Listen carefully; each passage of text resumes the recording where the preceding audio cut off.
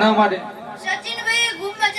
મજા ભાઈ આ કર કુવાશીએ ખૂબ મજા ભાઈ એવું આજ હું કોલાવડાની કુવાશીની ચામુંડ માતા બોલું ભાઈ આ પચપચી વાપર્યું હશે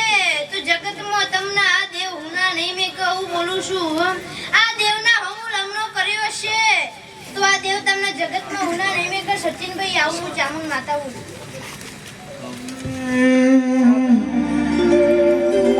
એ રતન હલકાળો હલકાળો મોટ વાળવા દે